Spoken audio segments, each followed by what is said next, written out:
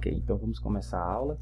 Então essa aula vai ser a parte introdutória, né? A gente vai começar aqui falando um pouco sobre as equações diferenciais de forma geral. Então vai ser uma breve introdução às equações diferenciais, depois a gente vai, nas próximas aulas, particularizar mais para equações diferenciais ordinárias. O que é que isso vem a ser, a gente vai ver já já.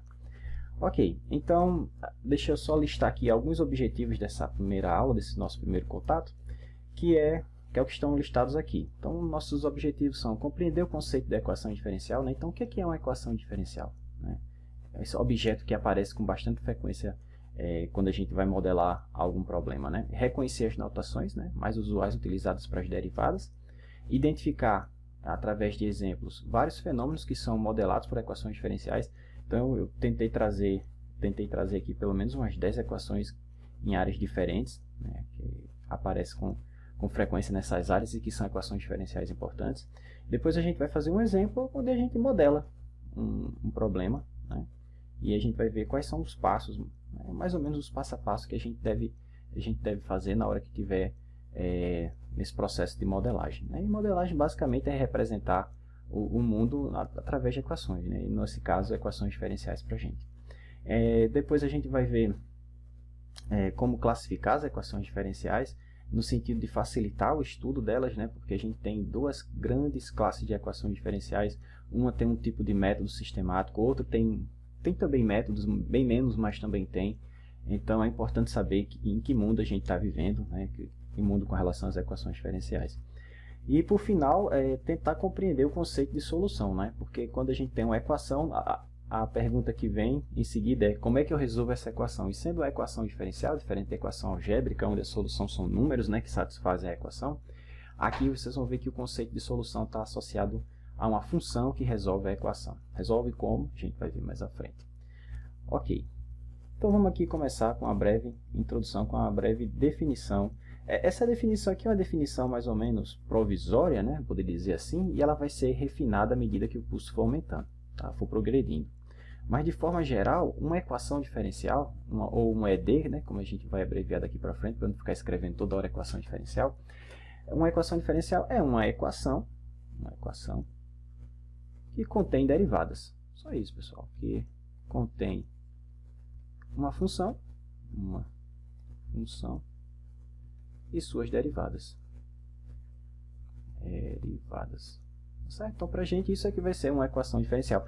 Aqui eu coloco tem derivadas ou diferenciais, pode ser também, tá? Quando a gente for mais à frente da equações diferenciais exatas, aí eu chamo a atenção no contexto das equações diferenciais exatas, o que são os diferenciais que eu falo aqui, tá? Então, grosso modo, uma equação diferencial é uma equação que contém derivadas ou diferenciais, né, de uma função, de uma variável dependente em relação a uma ou mais variáveis.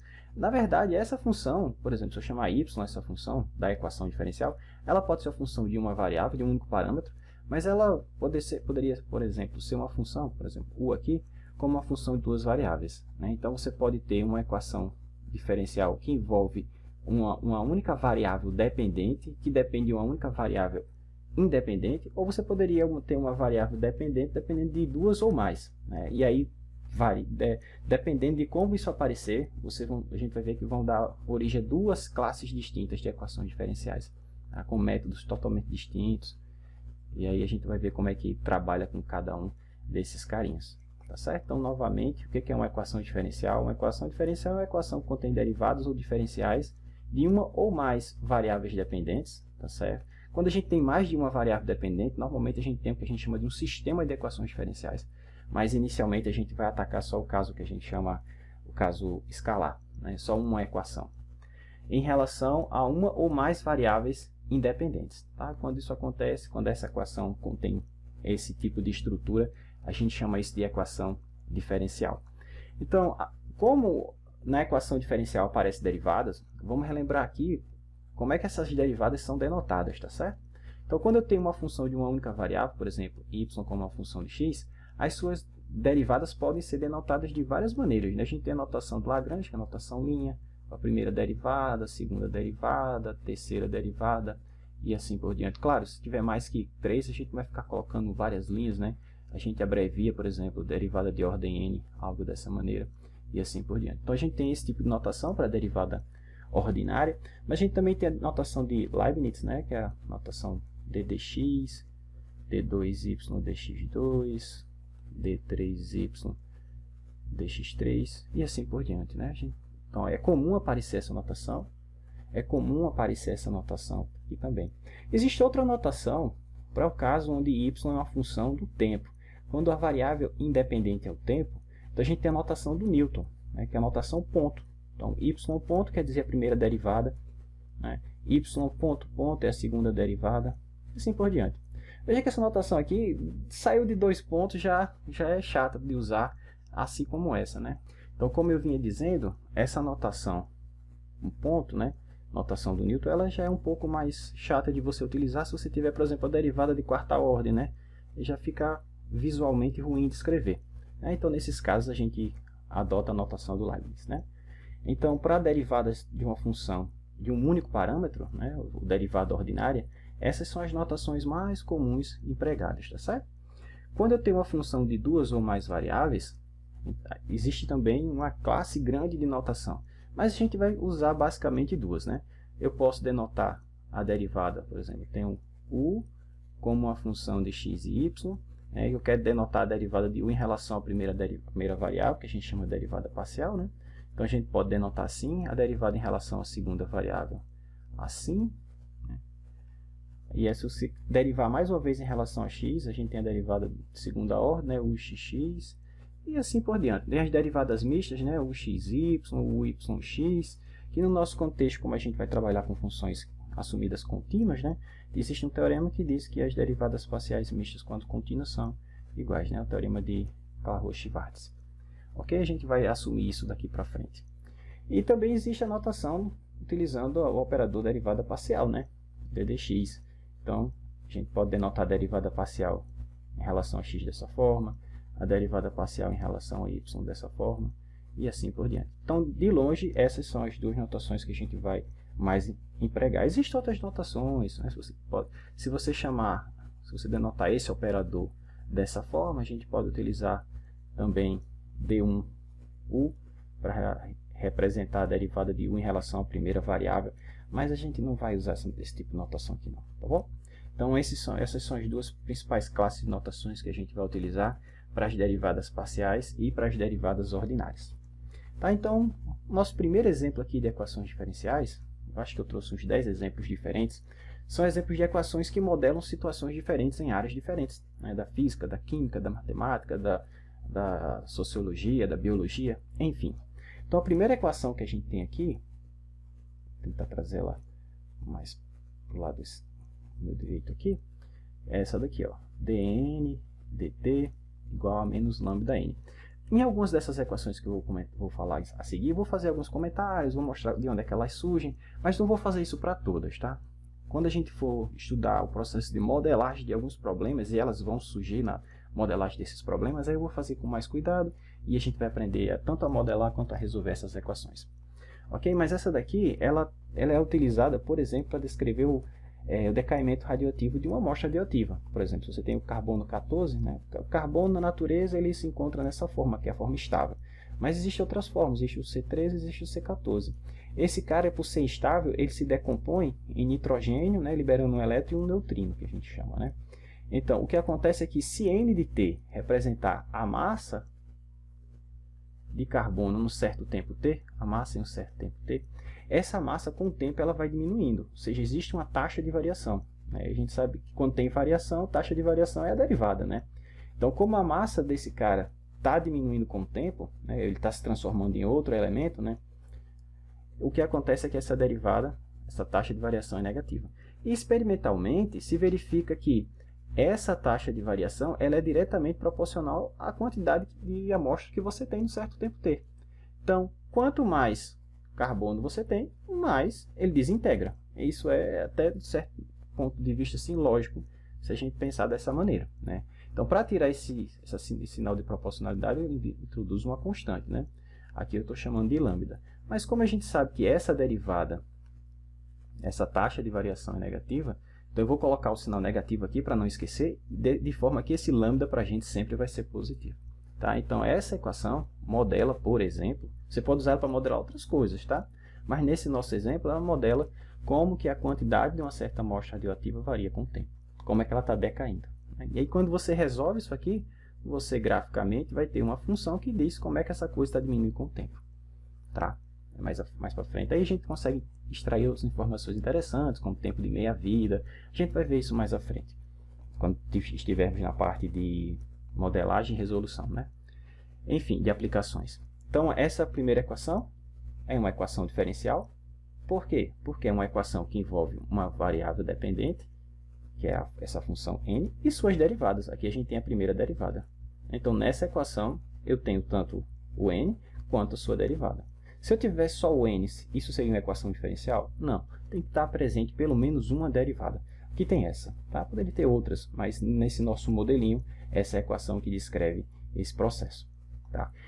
Se você trocar o sinal dessa constante aqui, se ela for positiva, a gente poderia utilizar, por exemplo, essa mesma equação, agora com um sinal positivo aqui. Por exemplo, vou colocar uma outra constante só para não bagunçar aqui.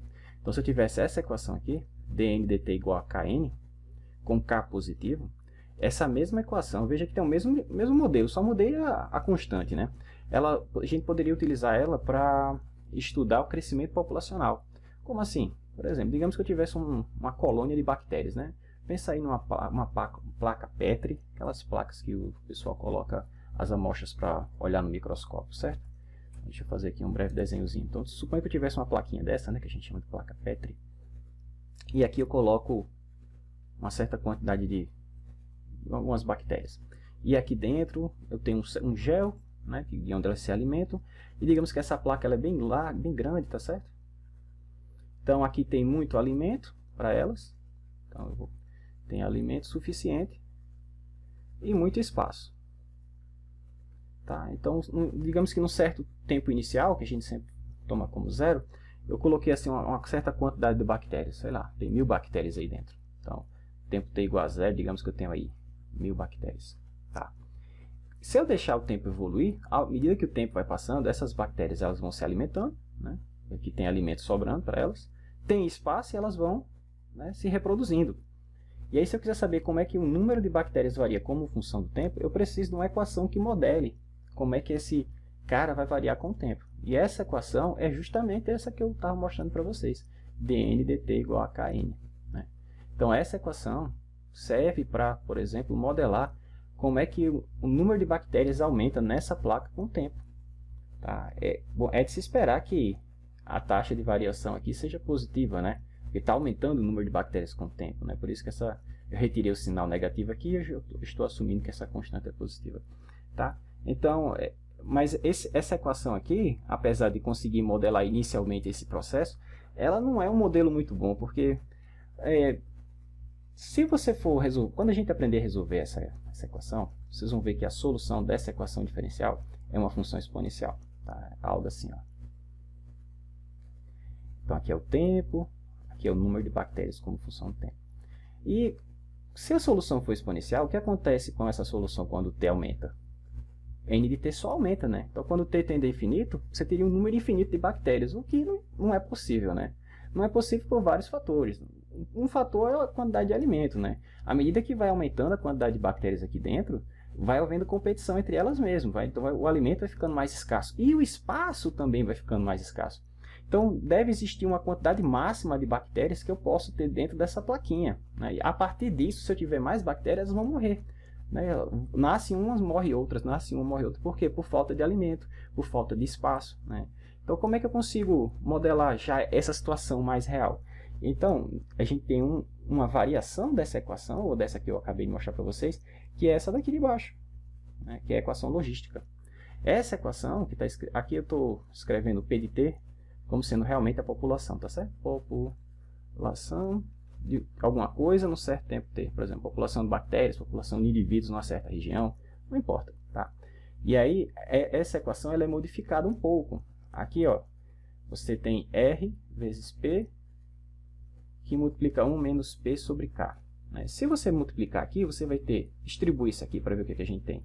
Tem RP, né? Menos P ao quadrado, RK. Né?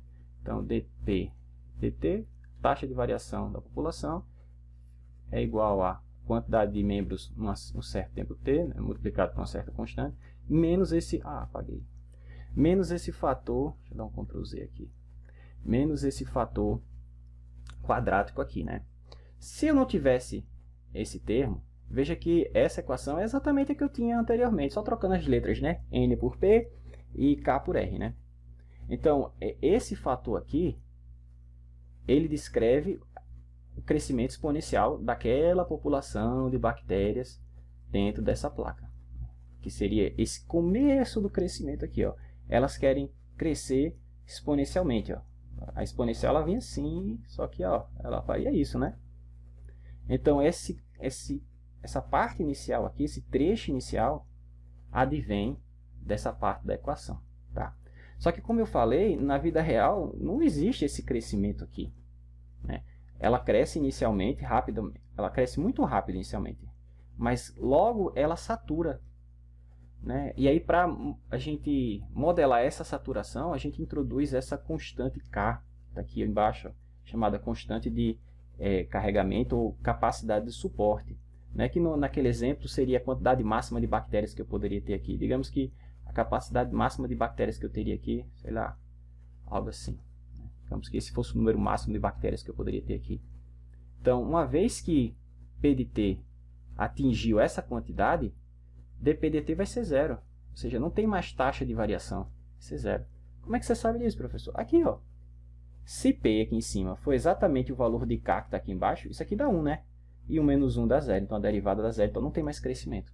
Tá? Então, essa equação mesma é assim, é um pouco mais complicada que essa daqui, mas não é tão complicada, ao ponto que a gente que não possamos conseguir resolvê-la. A gente vai ver um método de resolução para esse cara. Mas o interessante é que, com essa introdução aqui desse termo, a gente já consegue modelar algo bastante sofisticado, tá? Diferentemente do que a gente tinha no caso anterior. Ok? Então, aqui, novamente, outro exemplo de equação diferencial, né? Aqui você tem a derivada da função, né? Deixa eu vir para o lado de cá. Aqui eu tenho a derivada da função, e aqui a função, né? E ela aqui ao quadrado, não tem problema, né? O que não poderia deixar de existir para ser uma equação diferencial é esse termo aqui, tá certo? Que eu estou apontando. Ó. Se não tem derivada, não é equação diferencial. Tranquilo? E aí a gente vai aprender a resolver esse tipo de equação, a gente vai aprender a construir esse gráficozinho, né? A interpretar essas coisas. Tá? Isso aí vai ficar na parte de aplicações. Um outro exemplo clássico é esse sistema massa-mola aqui com amortecimento, né?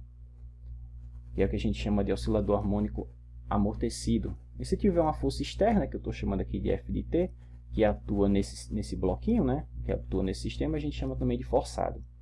Então, de onde é que vem essa equação? Bom, a gente vai aprender a modelar, mas rapidamente a gente tira isso aqui da segunda lei de Newton, né? A gente sabe que a força resultante que atua nesse sisteminha é igual a massa vezes a aceleração, né? Então, digamos que o que eu estou interessado é saber a posição x de t, vou colocar o eixo x aqui assim, tá? A posição x de t do meu bloquinho como a função do tempo, né? Então, se você olhar para esse diagrama aqui, a gente tem dois tipos de força que está atuando aqui nele. A gente tem a força elástica, devido a essa molinha, e a gente tem a força do atrito viscoso, aqui, devido a esse líquido que está dentro desse recipiente, né? Então, rapidamente, a gente vai fazer isso mais à frente com mais cuidado, mas algumas eu vou comentar um pouco. Como essa primeira aula, é interessante a gente falar um pouco mais sobre essas coisas. Então, a força resultante aqui vai ser a força elástica que a gente tem aqui, né? Que é menos Kx, né? A lei de Hooke, a força resistiva, então é sempre ter um negativo, porque ela é contrária ao movimento. Se o bloquinho está descendo, a força é puxando. Se o bloquinho está subindo, a força é empurrando, então é sempre contrário ao movimento. E esse atrito viscoso, ela é modelada da seguinte maneira. Quanto maior a velocidade com que esse bloquinho estiver entrando aqui no líquido, maior é a força. Então a gente modela fenomenologicamente, né, dessa maneira. Então essa força, vou colocar assim, FV, força de, vou chamar FA, força de atrito viscoso, ela é diretamente proporcional à velocidade. Só que novamente é uma força que freia o movimento. Então ela é uma força no sentido contrário do movimento, certo? Então a gente pode escrever, para retirar o sinal de proporcionalidade, eu introduzo uma constante, que aqui eu estou chamando de B, e então ela ficaria assim, menos BV. Então a força resultante seria menos Kx, menos BV, igual a massa vezes a aceleração. Só que eu sei que a aceleração é a taxa de variação da velocidade, e a velocidade, por sua vez, é a taxa de variação da posição, né? Então, se eu combinar aqui, eu vou ter uma derivada segunda. Então, a aceleração é d2x dt2. E aí, combinando com a equação lá de cima, a gente vai ficar m d2x dt2 menos... Ia ficar igual a menos kx menos bv. Vou passar todo mundo para o outro lado. E aí, a gente já obtém essa expressão, tá certo? Vai ficar mais bv, que é dx dt, mais kx, igual a zero. Tá? Então, essa é a equaçãozinha que descreve como aquele bloquinho de massa m, como a sua posição x de t varia como função do tempo. Se existir uma força externa atuando sobre o sistema, a gente coloca ela aqui. Tá? E aí a gente tem exatamente essa equação aqui. Note que ela é uma equação diferencial, né? Por quê? Porque existe a presença das derivadas, né? Então, eu tenho a derivada de primeira ordem aqui, a derivada de segunda ordem aqui. Num processo onde eu não tenho esse atrito viscoso, não tivesse esse carinha, o B seria zero. Então, a única derivada presente seria a derivada de segunda ordem. Mas o que importa é que, para ser uma equação diferencial, alguma derivada tem que estar presente. Tá certo? Mas mais à frente a gente vai fazer isso com mais cuidado, vai deduzir essas equações com mais cuidado também. E aí vamos aprender métodos para resolver e interpretar a solução. A próxima equação que a gente tem aqui é a equação do pêndulo simples. Tá? É uma equação diferencial, porque aqui a gente tem a derivada, né? Derivada aqui dessa função θ. Θ é esse ângulo, que essa haste presa nessa massinha aqui faz com a vertical. Tá? Então, inicialmente o pêndulo, a bolinha está aqui, eu estico ela, puxo ela para essa posição, desloco ela para essa posição, solto, e então esse carinha vai ficar oscilando. E o que eu quero saber é como é que esse ângulo de oscilação varia como uma função do tempo. Então, a ideia é descobrir qual é a equação diferencial que descreve esse fenômeno. A equação é essa daqui.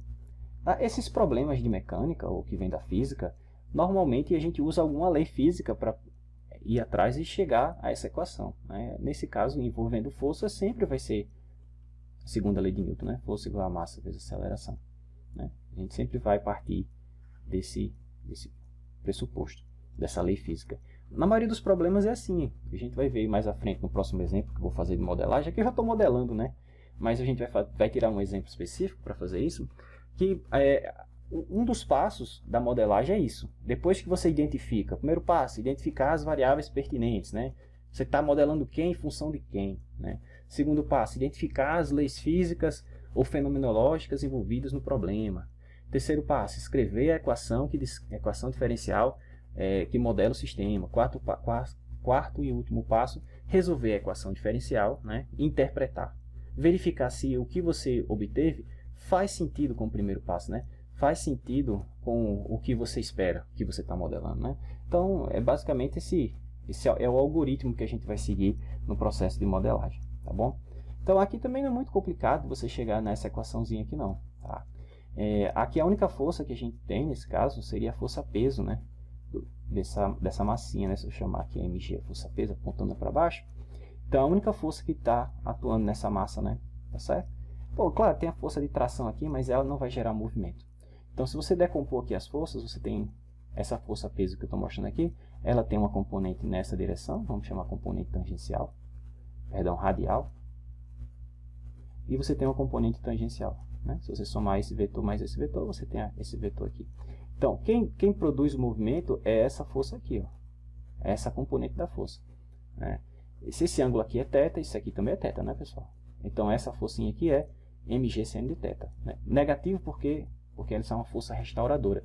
Se a minha bolinha está indo para cá, a força está puxando para cá, tá certo? Então, está meio poluído aqui o desenho, né? Mas essa força aqui, essa componente da força-peso, que é a única força que tem aqui, é menos mg seno de θ, tá? Professor, e a tração aqui? Ela se equivale com a componente radial da força-peso, né?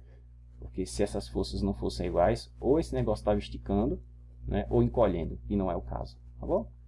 Ok, então a gente chegaria nessa equação aqui. Então, a aceleração a gente já sabe que é a taxa de variação da velocidade. E a velocidade é a taxa de variação da posição em relação ao tempo, né? Eu estou medindo aqui, a posição é o arco, né, que esse cara está descrevendo à medida que o tempo vai variando, né? E aí, se você combinar essas duas informações aqui, você vai ter o seguinte, que massa, bom, posso cancelar até as massas aqui, né? Então, a aceleração ficou d2s dt2, né? É igual a menos g seno de θ, né? Ou se você passar esse carinha para o lado de lá, você vai ficar d2s dt2 mais g seno de θ igual a zero. Ih, professor, está errado, não é igual que está escrito ali não. Pessoal, é a mesma coisa, só que aqui eu estou com duas variáveis numa equação só, né? O θ é uma função do tempo e o s, que é o arco, também é uma função do tempo. Então eu tenho que escolher, eu vou escrever a minha equação em relação à variável s ou à variável θ. Tenho que fazer uma escolha, tá? A escolha aqui foi feita em relação ao ângulo θ. Mas aqui não é complicado você destrinchar esse pedaço. A gente sabe que isso aqui, olha, se esse carinha girar 360 graus, eu vou ter uma circunferência, né? Uma circunferência de raio L, né? Então, esse S aqui é apenas um arco dessa circunferência. Então, qual a relação entre o comprimento do arco, o raio da circunferência e o ângulo descrito por ela? É S igual a L vezes θ, não é isso? Então, se eu derivar esse cara aqui duas vezes em relação ao tempo, eu derivo esse, porque isso aqui é uma constante, tá certo? Então, eu posso trocar o d2s dt2 por L d2θ dt2. Tá? E aí, se você fizer isso, você vai ficar com essa equaçãozinha aqui. Ó. Dividindo todo mundo por L, vai vir um L para cá e você tem exatamente essa equação. Tranquilo? Então, mais à frente também a gente vai aprender a resolver essa equação. Claro, não vai ser exatamente ela, é um segredo, tá? A gente vai ver, a gente vai ter que fazer algumas simplificações para poder resolver esse cara. Tá? Porque do jeito que está aqui, digamos assim, a gente não tem matemática suficiente para resolver. Até existe a forma de resolver esse cara de maneira exata, mas aí a gente teria que conhecer funções que a gente não conhece, né? São as funções elípticas, tá? Mas a gente vai resolver isso num caso limite, que é um caso já bastante interessante. Ok. Então veja que essa também é uma equação diferencial que envolve uma derivada de segunda ordem, né? Uma outra equação muito importante também nas engenharias de forma geral, na física e na engenharia, é essa equação chamada equação de Laplace, equação bidimensional de Laplace, tá? Está escrito aqui. Então aqui eu tenho u como uma função de duas variáveis, x e y, né? E a equação lá está escrita assim, ó, d2u dx2 mais d2u dy2 igual a zero. Ou, se você perceber que aqui é o operador laplaciano, então você tem laplaciano de u igual a zero. Essa aqui é a versão bidimensional dessa equação, porque aqui eu só estou usando as variáveis x e y. A versão tridimensional você teria mais um termo aqui, né? d2u dz2 igual a zero, mas no nosso caso reduz-se a isso. E essa equação, ela, por exemplo, pode ser utilizada para modelar essa situação que está escrita aqui. Que situação? Você tem uma placa metálica aqui, ó, tá? Que tem esse formato retangular. E aí, essa placa metálica, ela é aterrada aqui, ó. Você aterra esse lado. E aí, esses outros três lados, perdão, você mantém a diferentes potenciais. Por exemplo, esse lado aqui está a 10 volts, esse lado aqui está a 8 volts, esse lado aqui está a 5 volts. Pergunta, quanto é que vale o potencial nesses pontos que eu estou mostrando aqui? Então, se eu pegar um ponto XY qualquer aí dentro, qual é o potencial nesse ponto? Então, nesse caso, U aqui representa o potencial, tá certo? Essa função aqui representa o potencial. Então, qual é o potencial elétrico em cada um desses pontozinhos aqui? Então, a maneira de você resolver isso é determinando a solução dessa equação diferencial sujeita a essas condições aqui, que mais à frente a gente vai dar nomes específicos para elas, tá certo? Então, essa equação do Laplace serve, entre outras coisas, para modelar, por exemplo, potencial numa região como essa, tá? A gente mais à frente, quando for estudar essa parte de modelagem de ADPI, a gente vai aprender a resolver. É até bem interessante a solução desse problema. E aqui sim também é uma equação diferencial, né? Você tem aqui derivadas dessa função u, né, que é o potencial aqui nesse contexto, né, derivadas de segunda ordem nas duas posições aqui, tanto em x quanto em y. Uma outra equação muito importante também, na física e nas engenharias, é a equação da onda. Essa equação aqui. Aqui é a equação no seu formato unidimensional, né? Ela está escrita assim, d2u dx2, vou passar esse termo para o outro lado, tá? Aí fica assim, ó, 1 sobre v quadrado d2u dt2. Então, novamente, aqui eu estou vendo agora u como uma função. Quem são as variáveis dependentes? Perdão, independentes, x e t. Então, u aqui eu estou vendo como função de x e t. E o que essa equação modela? Já que você está chamando de equação de onda, né? Então, deixa eu fazer aqui um breve desenhozinho. Então, ela modela, entre outras coisas, como é que a onda se propaga em uma corda. Então, por exemplo, uma corda de um violão, instrumento de corda, por exemplo, violão, violino, violoncelo. Então, digamos que você tem aqui essa corda presa nessas duas extremidades. Eu estou denotando por U, na verdade por U de x e t, essa alturinha, ou profundidade, se esse cara vinha para cá, a deflexão, né? O termo técnico é deflexão. Então, a deflexão da corda. E nesses pontos aqui onde ela está presa, a deflexão é zero, né? Então, a deflexão aqui em x igual a zero, vamos considerar que o tempo inicial é t igual a zero, é zero. E que nesse outro ponto aqui, na outra extremidade, x igual a L e tempo t igual a zero, é zero também. Na verdade, como ela está presa, isso aqui vai ser zero para qualquer tempo, né? A gente pode até dizer isso. Tá? Então, digamos que inicialmente eu puxei a minha corda, estou segurando aqui nessa posição e solto. O que vai acontecer? Bom, ela vai querer voltar para a posição original, né? Só que ela vai vir um pouco mais afobada e vai descer, né? E aí depois ela vai subir, vai descer, vai subir, vai ficar realizando um movimento oscilatório, né? É isso que a gente espera e é o que a gente ganha quando a gente resolve essa equação. Então, se eu colocar aqui o eixo x, aqui u e aqui t, o que a gente vai perceber é que se eu soltar esse carinha, ele vai ficar oscilando, né? Vai ficar oscilando com o tempo. E aí, como é que eu faço para encontrar, né, essa deflexão, né, a alturinha ou profundidade que essa corda vai ter, né, em cada posição, em cada tempo? Então, a gente tem que resolver essa equação. De onde é que vem essa equação? Bom, quando for a oportunidade de resolvê-la, eu vou mostrar para vocês de onde ela surge. Tá certo? Mas o importante é que essa equação, chamada equação de onda, ela modela, entre outras coisas, a equação de onda numa corda presa como essa. Tá? E essa é a versão unidimensional porque só aparece uma derivada espacial. Só tem a derivada em relação a x, eu não tenho derivada em relação a y. Mas eu poderia ter algo assim, ó, d2x, d2u, d2x, d2u, dy2 igual a 1 sobre v ao quadrado, du, d2u, dt2. Professor, o que é esse v aqui? É velocidade? É, mas velocidade de quê? De propagação da onda, tá certo? Propagação do pulso, tá? Por exemplo, uma corda que está oscilando assim, e você tem essa direção de velocidade, você tem velocidade nessa direção, né? A corda vibrando assim, mas você tem ela se propagando nessa direção, certo? Então, esse v aqui é a direção de propagação, ou a velocidade de propagação do pulso, tá certo? Não é a velocidade com que ela está oscilando aqui assim, não, tá bom? Bom, então, e essa forma bidimensional da equação? Ela poderia, por exemplo, modelar o quê? Pensa num instrumento que tem membrana, por exemplo, um tambor, né?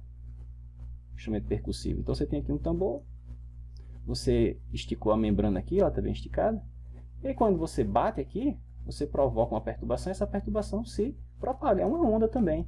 Então, por exemplo, essa equação, essa forma bidimensional da equação de onda, poderia ser utilizada para estudar como é que a membrana aqui nesse tambor está oscilando com o tempo. Tá? E isso aí vai dar origem aos modos de vibração. A solução é bem interessante, mas bem interessante mesmo. Bom, esse aqui seria o caso 2D, né? O caso bidimensional. Tem um caso tridimensional? Claro que tem. Então, o caso tridimensional, a gente coloca mais uma derivadinha espacial. Então, você teria d2u, dx2, mais d2u, dy2, mais d2u, dz2 igual a 1 sobre v ao quadrado, d2u, dt2. Essa aqui é a forma geral da equação de onda. Essa aqui é a forma tridimensional. A gente pode até escrever isso de forma mais compacta, né? Laplaciano de u igual a 1 sobre v ao quadrado, d2u, dt2. Essa aqui é a equação de onda na sua forma completa. E aí isso aqui serve para modelar o quê? Por exemplo, se u... Estou com meu quadro poluído aqui, deixa eu diminuir aqui. Então, se eu chamar u da componente no módulo do campo elétrico ou módulo do campo magnético, digamos que u seja o módulo de E ou o módulo de B, tanto o módulo do campo elétrico quanto o módulo do campo magnético satisfazem essa equação, tá certo? Tanto o módulo de E quanto o módulo de B satisfaz essa equação da onda. Tá? E aí, olha que interessante. Então, isso quer dizer que os campos eletromagnéticos são ondas, né? Sim. Hoje em dia isso é simples para a gente, né? Mas no tempo que o Maxwell descobriu isso foi uma descoberta assim, fenomenal. E a coisa que aparece aqui, se você pegar as equações do Maxwell, mexer com elas e, por exemplo, o campo elétrico, escrever o campo elétrico dessa maneira, a componente, o módulo do campo elétrico, se você trabalhar com ele e chegar nessa equação, onde U é exatamente esse cara, o que vai aparecer aqui, pessoal, é exatamente a velocidade da luz. Tá? E aí ele chega isso de maneira teórica, que a velocidade da luz está relacionada com μ0 e com ε0, e ele encontra o valor dela, teoricamente. Né? C, se não me engano, é 1 c ao quadrado, é 1 sobre μ0 ε0. Tá? E aí ele chegou nisso aqui, não foi experimentalmente não foi realizando o experimento, foi de maneira teórica, trabalhando com as equações, que hoje a gente chama de equações de Maxwell, e mostrando que elas satisfazem essa equação que é chamada equação de onda. Então, qualquer fenômeno que é descrito por essa coisa tem caráter ondulatório, né? A gente diz que é uma onda. E aí, trabalhando com as equações do campo elétrico e magnético dessa maneira, ele chegou nesse resultado, de que sim, o campo elétrico e o campo magnético são ondas, né? Que se propagam no vácuo, né? Se propagam em outros, no ar também, mas no vácuo tem um valor específico, que é o que a gente chama de velocidade da luz, né? Ok, então veja que esse cara também é equação diferencial, né? Porque existe aqui nossas derivadas, né? Tem uma derivada segunda em relação a x, uma derivada segunda em relação ao tempo. Uma outra equação importante da engenharia e da física matemática é a equação de condução do calor, né? Que aqui está na sua forma também unidimensional. Então está escrito assim, ó, du dt. Aqui u, para a gente, deixa eu colocar assim, u, que é uma função, nesse caso, de x e t, ele representaria, por exemplo, a temperatura. Tá? E aí, por exemplo, a ideia é o seguinte, vocês estão vendo esse cilindro aqui e tem um cilindro mais clarinho dentro, né? Então, esquece esse cilindro mais escuro e pensa que só tivesse esse cilindro mais clarinho dentro. Então, você tem esse cilindro, que é uma barra metálica, né? Por exemplo, eu tenho essa barra metálica de comprimento L. E aí eu faço o seguinte, eu venho e aqueço essa barra, tá? Eu aqueço ela aqui. Então eu aqueço de forma que ela vai ficar com um perfil de temperatura mais ou menos assim, tá? Então essa é a temperatura inicial. Então se eu fizesse aqui um perfil aqui, um gráfico de como é que a temperatura está distribuída nesse comprimento de 0 a L, né? Minha barra aqui tem comprimento de 0 a L, tem comprimento L. Então digamos que inicialmente eu aqueci a minha barrinha assim, tá certo? Então eu tenho esse perfil inicial de temperatura. Aqueci assim, e aí eu venho e isolo, aqui ó, coloco um isolante, sei lá, borracha, encapo esse material, tá? Então isolei ele aqui assim, ó, de forma que ele não tem como trocar calor pelas laterais, porque está isolado. Então o calor só flui nessa direção, certo? E aí eu faço o seguinte, eu mantenho essas extremidades, boto num banho térmico, então eu mantenho aqui uma temperatura de 0 graus, boto num banhozinho com gelo, tá? E aí o que acontece? Inicialmente a temperatura está assim, lá no meio da barra está alta, nas extremidades vai diminuindo em 0, exatamente aqui nesses pontos terminais. Por quê? Porque eu estou mantendo a temperatura fixa, né? O que eu quero saber é o seguinte, como é que a temperatura vai variar à medida que o tempo passa? Então, aqui o eixo do tempo. Então, à medida que o tempo passa, como é que isso aqui vai permanecer assim para sempre? Claro que não, né? O calor, como aqui está mais quente, o calor vai se difundir para as extremidades. E à medida que o tempo vai passando, você vai tendo esses padrões assim, esses perfis assim. Até que chega um certo tempo, como você está mantendo a temperatura constante igual a 0 nas extremidades, todo o material vai estar a mesma temperatura, 0. Né? Mas se eu quiser saber como é que a temperatura está variando na barra como função do tempo e da posição ao longo dessa barra, então eu tenho que resolver essa equação. Tá? Mais à frente a gente vai deduzir como é que chega nessa equaçãozinha. Tá? E aí, trabalhando com esse problema, o Fourier desenvolveu aquela técnica, né, a série de Fourier, que é a técnica que a gente usa para resolver essa equação. Né? Existe uma outra técnica que é acoplada com ela. Mas aí, por ocasião de quando a gente for estudar esse tipo de fenômeno, eu vou deduzir isso com mais cuidado e a gente vai ver como é que resolve essa equação. Tá? Então essa é a forma unidimensional da equação de condução de calor. Tá? Unidimensional, de novo, porque só tem uma derivada com relação à posição. A sua forma mais genérica, ou mais geral, é essa daqui, ó. Laplaciano de U. Tá? Então essa é a forma mais geral da equação de condução de calor. Mas não é a mais geral possível, né? Porque isso aqui, essa constante, ela não precisava ser uma constante. Podia ser uma função e está aqui dentro do operador laplaciano, mas isso a gente vai ver mais à frente. Tá? Mas essa equação aqui é uma equação diferencial, porque a gente tem aqui derivadas, né? Derivadas nesse caso parciais, porque você tem U como uma função de dois parâmetros, né? X e t. Tá? Uma outra equação diferencial que tem derivadas parciais é a equação de Schrödinger. Tá? Essa equação aqui o pessoal da física estuda bastante ela, que é a equação que descreve, por exemplo, como é que um elétron evolve com o tempo, né? Posição, a energia, momento angular, momento linear, ok? Então, essa é a equação novamente unidimensional, porque só tem uma derivada espacial, chamada equação de Schrödinger. Ela governa a evolução temporal do que a gente chama de função de onda. A função de onda é esse psi, que nesse caso é uma função que depende de dois parâmetros, né? Depende da posição e do tempo. E uma vez que você resolva essa equação, você tem acesso a algumas coisas dessa partícula quântica que você resolveu. Por exemplo, se eu estou trabalhando com elétron, então digamos que eu achei a função de onda desse elétron. Então eu tenho acesso a algumas coisas do elétron, como por exemplo a energia, o momento, seja linear ou angular, momento,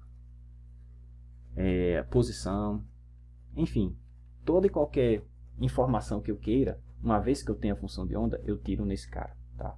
Como eu faço isso? Bom, isso aí vocês vão ter que estudar um pouquinho de física se ficarem interessados em descobrir como é que faz. Mas resolver essa equação, dependendo das funções envolvidas, aqui eu tenho esse v de xy, que é o potencial, né? Dependendo desse v de xy, não é tão complicado não. Né? Por ocasião, talvez eu resolva exatamente esse problema que a gente chama de potencial poço infinito. Né? Um elétron confinado numa região e ele não tem como sair dessa região. Né? Você poderia usar isso para explicar, por exemplo, uma ligação química. Bom, e aí mais outras equações importantes. Você tem aqui essa equação, que a gente chama de equação de Burgers, que é uma equação que a gente pode utilizar, também é uma equação diferencial, né? Vocês estão vendo aqui, envolve as derivadas. É a equação que a gente pode utilizar para estudar o escoamento. Né? Escoamento de um líquido, mas pode ser escoamento até do trânsito mesmo. Você tem carros, né? E porque esse U aqui é um campo de velocidades, que é a velocidade numa certa posição x num certo tempo t. Então essa é uma das equações mais simples a exibir um fenômeno que a gente chama de formação de choques, ou ondas de choques. Né? Por ocasião, quando a gente for novamente modelar e estudar esse problema, eu explico mais com detalhes. No material tem, quando eu passar para vocês, vocês vão encontrar um breve comentário, né? Pequenos parágrafos com breves comentários acerca de cada uma dessas equações, que é o que eu estou fazendo com vocês agora aqui. E por fim, você tem essa outra equação aqui que a gente chama equação econal, que é uma equação que descreve como é que as frentes de uma onda ela variam, né, com relação à posição e com o índice de refração do meio. Tá? Novamente, outra equação diferencial, né, porque aqui você tem derivadas. Tem derivadas aqui elevado ao quadrado, mas isso não é empecilho. O que não poderia ter é nenhuma derivada. Tá certo? E a gente pode escrever ela de forma mais econômica assim, ó, Laplaciano, norma de Laplaciano ao quadrado igual a n ao quadrado. Esse n aqui é o índice de refração do meio. Né? Resolvendo esse cara, a gente tem como um dos resultados a chamada equação de Snell-Descartes. Né? Não sei se vocês lembram, se eu tenho aqui um meio com dois índices de refração diferentes, NI e NR, e aí um raio luminoso incide sobre essa interface e faz esse caminho nela, quebra aqui dessa maneira. Então existe uma relação que liga o ângulo de incidência e o ângulo de reflexão, que é justamente essa expressão aqui, NI seno de θi é igual a NR seno de θr. Né? Essa solução aqui, isso aqui vem da solução dessa equação. Tá? Então, o que é a equação diferencial? É a equação que envolve derivadas, né, de uma função que pode ter mais de um parâmetro. Tá certo? E aí, o interessante é que a gente agora possa entender como é que a gente classifica esses caras, né? Classificação das equações diferenciais. Então, como é que a gente classifica uma equação diferencial? A gente tem que classificar para separar quais são os métodos que a gente vai utilizar. Como eu falei, existem duas classes muito grandes e importantes de equações diferenciais. Eu vou colocar já aqui as equações diferenciais ordinárias e as equações diferenciais parciais. Então, a primeira coisa que a gente faz é separar as equações com relação ao tipo. Tipo de quê, professor? Tipo da derivada presente. Derivada. Tá. Então, se na minha equação só tem derivadas ordinárias, eu vou chamar ela de EDO. Se na minha equação contém derivadas parciais, então eu vou chamar ela de EDP. Tá certo? Então, essa é a primeira classificação. Uma equação diferencial, ela é ordinária ou EDO, se eu tenho apenas derivadas ordinárias. Ela vai ser EDP se eu tenho equações derivadas parciais. Tá certo? Então, essa é o primeiro tipo de classificação bem simples. Uma outra classificação diz respeito à ordem da equação diferencial. Também é bem simples. A ordem da equação diferencial é a ordem da maior derivada presente. Então, se a maior derivada presente na minha equação é a derivada de ordem 2, então eu digo que eu tenho a equação diferencial de segunda ordem. Se a maior derivada presente na minha equação for de ordem 1, então eu tenho a equação diferencial de primeira ordem e assim por diante. Tá certo? Então, de novo, eu posso classificar uma equação diferencial com relação ao tipo. Tipo, ela pode ser EDO ou EDP. Tá certo? Com relação à ordem, aí isso é a ordem da maior derivada. tá certo? Na maior derivada. Tranquilo? Que mais? Eu posso classificar também a equação com relação à sua linearidade, se a equação diferencial é linear ou não. Então, a linearidade tem a ver com o jeitão da equação. Como assim? Uma equação diferencial, eu vou deixar para vocês lerem isso aqui, passar para vocês lerem esse parágrafo. Uma equação diferencial, seja ela, por exemplo, a equação diferencial ordinária, ela pode ser escrita no que a gente chama de forma geral. Então, uma equação diferencial ordinária, de ordem n, é uma relação funcional dessa maneira. Então, é uma função que depende de x, mas depende de y' de y duas linhas, até a maior ordem, que é que eu estou chamando n. Então, toda equação diferencial ordinária pode ser escrita dessa forma. Tá? Essas que eu dei exemplo para vocês mais acima, todas podem ser postas dessa maneira. Tá? A gente diz que isso aqui é a forma geral de um EDO. Forma geral de uma EDO de ordem n. Tá? Aqui está claro que é a ordem n porque é a maior derivada que está aqui. Tá? Então, a gente diz que essa equação diferencial ela é linear se essa função f for linear em cada uma das variáveis aqui. Você não precisa olhar para o x, mas em cada uma das variáveis que eu digo, na variável dependente e suas derivadas. Tá? Linear em que sentido, professor? Linear em sentido lá de álgebra linear que vocês aprenderam. Por exemplo, se você tem uma função do Rn no Rn, né, a gente diz que ela é linear se dado dois vetores, u e v lá no Rn, e um número alfa, se f de alfa u mais v for igual a alfa f de u, né, mais f de v. Tá? Linear nesse sentido. Então, se essa fzão for linear nessas variáveis, não precisa ser nessa, tá? For linear nessas variáveis, que são a função e suas derivadas, então a gente diz que a equação diferencial é linear. Então, uma maneira fácil e rápida de você identificar se uma equação diferencial é linear é o seguinte: uma EDO é linear se a variável dependente e suas derivadas, a maior potência que esses caras aparecem na equação é 1. Tudo elevado a 1. Ó, tudo elevado a 1. Se qualquer um desses caras, qualquer um desses termos aparecer uma potência diferente de 1, já era, já não é mais linear. Tá certo? Então, por exemplo, se aparecer y² na equação, já não é linear. Se aparecer a derivada ao quadrado, não é linear. Se aparecer a derivada ao cubo, não é linear. Se aparecer produtos entre esses caras, não é linear. Por exemplo, se aparecer y' vezes y na equação diferencial, não é linear. Se qualquer um desses caras aparecerem com um argumento de função também não é linear, por exemplo, aparecer seno de y na equação diferencial, já não é linear. Tá certo? Então, apareceu qualquer coisa diferente disso. Para ser linear, pessoal, o jeitão daquela f tem que ser assim, ó. Uma constante que multiplica... Vou colocar assim. Eu tenho até escrito aqui embaixo, ó. A forma mais geral de uma equação diferencial de ordem linear é essa daqui, ó. Tá? No máximo, você pode ter constantes. Essa constante é uma constante em relação a essas variáveis que eu estou falando aqui. Tá? Constante em relação a y, y', y2', mas elas podem ser funções de x, tá certo? Então, a forma mais geral de uma equação diferencial é essa que está aqui embaixo, tá? Essa daqui, ó. Que vem do que está escrito aqui em cima. Então, o jeitão dessa f é assim. Um A0, que pode ser uma função de x vezes y, mais A1x, y', mais A2x, y', e assim por diante, até o AN, tá certo? AN, x, yn, né? Todos esses caras são funções de x, tá certo? Aí aqui eu coloquei menos g de x, que é a contribuição que vem do x que está aqui, tá? E esse menos é só porque quando eu igualar isso a zero, né? Porque o jeitão de uma equação diferencial de ordem n é assim, né? Essa coisa igual a zero. Então, quando eu igualar a zero e esse cara passar para lá, ele vai ficar positivo, tá? Aí eu tenho essa equação aqui, que é a mesma que essa aqui em cima, só usando a notação de Leibniz, tá certo? Então, esse aqui é o jeitão de uma equação diferencial de ordem n, né? Equação diferencial ordinária linear, tá certo? De ordem n. Esse é o jeitão. A gente diz que ela é homogênea se essa função g for zero. Do contrário, a gente diz que ela é não homogênea, tá? E aí perceba que eu sempre posso isolar esse cara. Se eu isolar ele e passar tudo para o lado de lá, eu vou ficar com algo dessa forma, né? Então, toda equação diferencial pode também ser escrita dessa maneira. A gente chama isso aqui de forma normal, tá?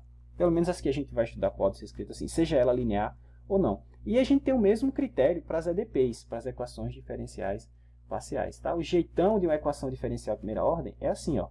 Veja, só pode ter as derivadas, no máximo a potência de 1, tá? Ó, a função, aqui a função, a variável dependente é u, E aqui as derivadas, ó, no máximo a potência de 1. E eles não aparecem como argumentos de funções, nem produtos entre eles. E a mesma coisa para uma equação diferencial de ordem 2, é uma EDP de ordem 2. Será linear se ela tem essa estrutura. Tá vendo? Nas derivadas aqui, ó, no máximo a potência de 1. Né? Você não encontra esses caras em uma potência diferente, tem produtos entre eles, nem eles como argumentos de funções. Tá certo? Então, de novo, como é que a gente classifica uma EDP? Uma equação diferencial?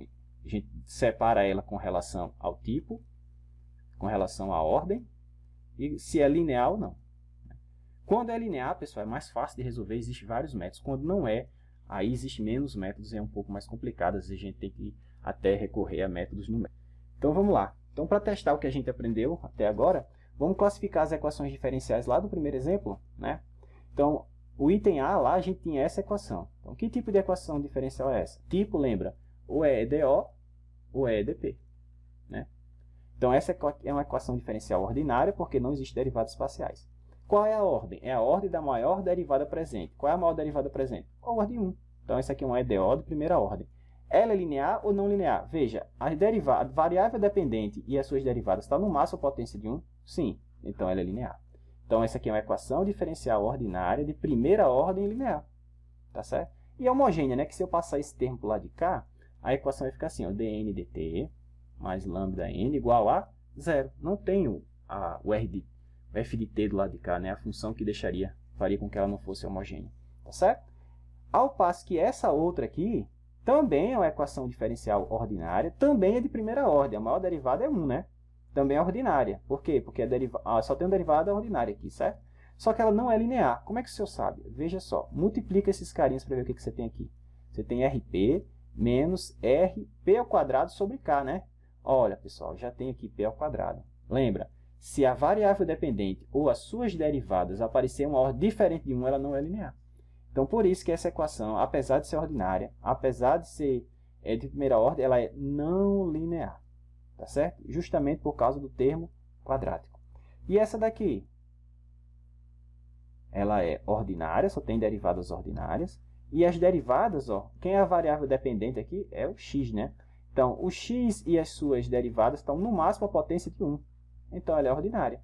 Então, é a equação diferencial ordinária. Qual é a ordem dela? Segunda, porque é a maior derivada presente. Tá certo? Ela é homogênea? Depende. Se esse f aqui for 0, se esse f de t for 0, para todo t ela é homogênea. Se não, ela vai ser não homogênea. Tá? E essa daqui que descreve o oscilador harmônico? Será que ela é linear? Bom, aqui quem é a variável dependente? É o θ. Qual é a ordem qual é o tipo de equação? Ordinária. É uma EDO. Qual é a ordem da equação? Segunda ordem.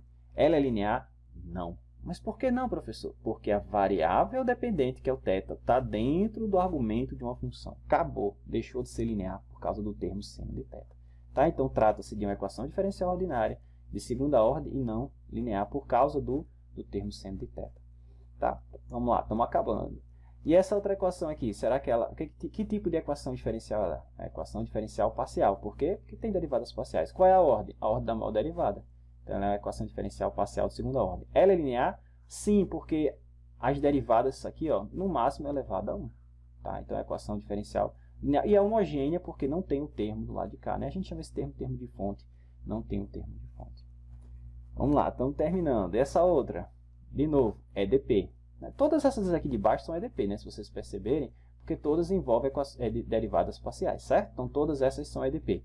Qual é a ordem dessa EDP? Segunda ordem. Acabou. É a ordem da maior derivada presente. É linear? Sim, porque aqui eu só tenho a função, a variável dependente e as suas derivadas elevada à potência de 1. Então, essa é uma EDP linear de segunda ordem, homogênea. Essa aqui é outra EDP também de segunda ordem. O professor tem uma derivada primeira aqui, mas não importa. O que importa é a maior derivada. Então, a maior derivada aqui é 2. Tá certo? Então, aqui, de novo, é a equação diferencial parcial de segunda ordem homogênea. Né? Eu posso passar esse cara aqui e vai ficar um zero desse lado. Né? O que a gente tem aqui na equação de Schrödinger, que é a equação da letra H, também é a equação diferencial parcial de segunda ordem. Novamente, para a gente identificar se a equação diferencial é linear ou não, que ela é parcial a gente vê por causa das derivadas, que ela é de segunda ordem também, que é a derivada maior aqui. Agora, novamente, para identificar se ela é linear ou não, basta checar se a variável dependente, que nesse caso aqui é o psi de x e t, e as suas derivadas se elas estão elevadas no máximo à potência de 1, que é o que acontece aqui. Tá? Então, aqui é a equação diferencial linear de segunda ordem, né? Equação diferencial parcial linear de segunda ordem. Diferentemente desse caso aqui, que é a equação de Burgers. Aqui também eu tenho uma EDP, aqui também ela é de primeira ordem, porque a maior derivada é de primeira ordem. Porém, a variável dependente, deixa eu até copiar ela aqui, ó, du dt mais u du dx igual a zero. Aqui a variável dependente é u de x e t. E aqui, olha só, a gente percebe, aqui eu tenho um produto da variável dependente com a sua derivada. Bom, ela acabou de deixar de ser linear por causa desse termo. Então, essa aqui é uma equação diferencial parcial de primeira ordem, porém não linear. Tá certo? Quando a equação ela não é linear, não faz sentido falar se ele é homogêneo ou não. Tá certo? Esse termo homogêneo ou não homogêneo só se refere a equações diferenciais lineares. Por fim, a equação do equanal, né, que é essa equação aqui, que descreve, como a gente viu lá, a propagação das frentes de onda, ela também é uma equação diferencial parcial. Qual seria a ordem dela? Cuidado, não é de segunda ordem. Esse 2 aqui não se refere à derivada. De novo, deixa eu trazer para cá. Aqui eu tenho assim, ó, du dx, só que é ao quadrado, ó, mais du dy ao quadrado igual a n ao quadrado. Isso aqui não é a ordem da equação. Para ela ser de segunda ordem, esse 2 teria que estar aqui, certo? Então, a ordem aqui da equação é 1, ó, derivada de primeira ordem. Então, ela é uma EDP de primeira ordem. Tá? Agora, ela é totalmente não linear, né? Porque o que a gente tem aqui, ó, as derivadas da função elevado a potências diferentes de 1. Então, ela é EDP de primeira ordem não linear. Ok? Então, recapitulando, vamos lá, vamos fazer aqui. O que é uma equação diferencial? Uma equação diferencial, uma ED, é uma equação que envolve derivadas. É uma equação que envolve derivadas. Pronto. Isso aqui é a maneira mais fácil da gente definir. Bom, aí eu posso classificar as equações ou separar com relação a 3 fatores, né? Com relação ao tipo, com relação à ordem e com relação a se é ou não linear. Né? Com relação ao tipo, eu tenho dois tipos, né? Ela pode ser EDO, ou seja, equação diferencial ordinária, onde só tem a presença de derivadas ordinárias, ou EDP, onde aparecem derivadas parciais. A ordem, aqui é a ordem da maior derivada. Certo? A ordem da maior derivada presente na equação. Ela vai ser linear, ela pode ser linear ou não. Né? Quando é que ela vai ser linear? Quando a variável dependente e suas derivadas aparecerem no máximo a potência de 1. Qualquer outra combinação disso vai dar origem a uma equação que não é linear. No caso, quando ela for linear, há a possibilidade dela ser homogênea ou não homogênea. Vai ser homogênea se o termo de fonte for numericamente igual a zero. Tá certo? Então, basicamente, era isso que eu queria que vocês fixassem na aula de hoje, que é mais para nomenclatura, terminologia, para que a gente possa começar a falar sobre equações diferenciais. Então, na próxima aula, eu inicio fazendo mais alguns exemplos. A gente vai classificar, vou mostrar para vocês como é que a gente pode usar o Wolfram para nos ajudar na classificação das equações. Tá? Essas cenas dos próximos capítulos. E aí, na próxima aula, a gente vai definir o que vem a ser uma solução da equação diferencial. Né? E vamos ver alguns exemplos. E um caso importante de soluções implícitas. Tá? Esse vai ser o conteúdo da próxima aula. Então, eu vou parar por aqui. E aí, na próxima aula, a gente retorna com esses exemplos e na definição de solução e solução implícita de uma equação diferencial.